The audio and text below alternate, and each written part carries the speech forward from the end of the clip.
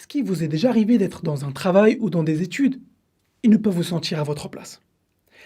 Est-ce qu'il vous est déjà arrivé de douter de vous-même et de votre intelligence? Si c'est votre cas, cette vidéo va vous intéresser. Parfois, on peut perdre confiance en nous car nous ne sommes pas à notre place. On se retrouve dans une situation où on fait de notre mieux, mais on a l'impression de nager à contre-courant. C'est ce qui arrive par exemple aux enfants à l'école. Et je ne sais pas si ça a changé, mais quand j'étais à l'école, le potentiel des élèves était mesuré en fonction de leur capacité à apprendre des choses par cœur, savoir résoudre des problèmes mathématiques et aussi maîtriser les règles de la langue. Et c'est vraiment une question de hasard. Si par chance, ce qui était mon cas d'être bon avec les maths, tout baigne, on peut s'en sortir et être félicité. Mais les autres, beaucoup de personnes brillantes ont complètement abandonné l'école parce qu'elles ne rentraient pas dans ce moule.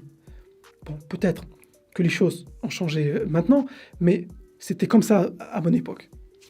Pourtant, il n'y a pas qu'un seul type d'intelligence. Il y a plusieurs théories sur le sujet, et la plus simple et la plus claire, je trouve, c'est celle de Dr. Howard Gardner de la faculté de médecine de Boston aux États-Unis.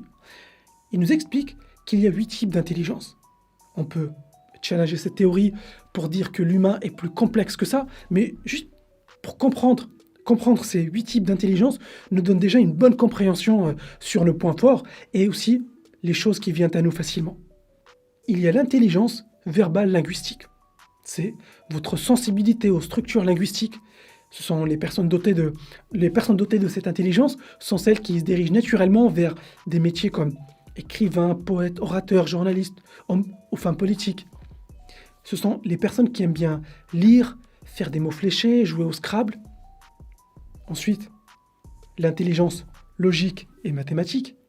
Ici, c'est votre capacité à calculer, raisonner, tenir des raisonnements logiques et rationnels. On peut retrouver ici les scientifiques, les mathématiciens, les ingénieurs, les chercheurs, etc. Et l'école se base énormément sur ces deux formes d'intelligence, mais il y en a plein d'autres. L'intelligence visuelle spatiale, c'est votre capacité à visualiser, à imaginer et à créer des images mentales. C'est aussi votre capacité à voir les choses qui vous entourent dans leurs 3 dimensions. Cette intelligence est importante, par exemple, pour les architectes, les sculpteurs, les joueurs de foot, au rugby par exemple, pour la bonne lecture de jeu en regardant le placement des autres joueurs. L'intelligence musicale rythmique, c'est votre sensibilité au rythme et à la musique. On retrouve ici les musiciens bien sûr, les chefs d'orchestre, les producteurs de musique, mais aussi ceux qui accordent les instruments ou les fabriquent. L'intelligence corporelle kinesthésique, c'est votre capacité à utiliser votre corps et aussi à coordonner vos mouvements. On peut trouver ici les athlètes, les danseurs, les acteurs, les artisans. Ce sont les personnes habiles avec leurs mains ou avec un instrument. L'intelligence intrapersonnelle, c'est la capacité à avoir une bonne connaissance de soi. Ces personnes sont tournées vers elles-mêmes. On peut trouver ici les philosophes, les mystiques, des personnes qui ont une maîtrise de leur monde intérieur. Ces personnes apprécient la solitude.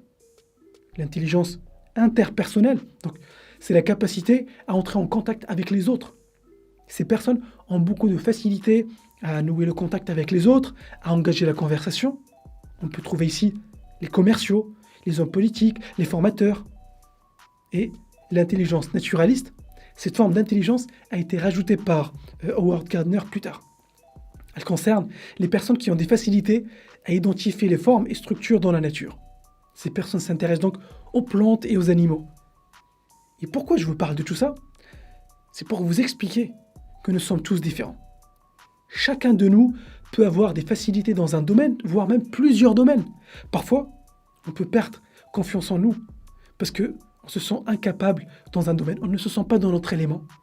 Et si on demande par exemple à un poisson de grimper un arbre, il aura beau essayer, se discipliner, persévérer, il n'y arrivera pas. Il n'est pas fait pour ça. Pour les humains, c'est exactement pareil. Vous avez un talent extraordinaire. Vous pouvez exceller dans un domaine, voire même plusieurs domaines. À vous de trouver lequel c'est. Encore une fois, vous n'êtes en compétition avec personne.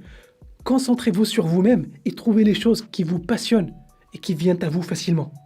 vous aurez de meilleures chances d'exceller dans ces choses-là et être épanoui en même temps.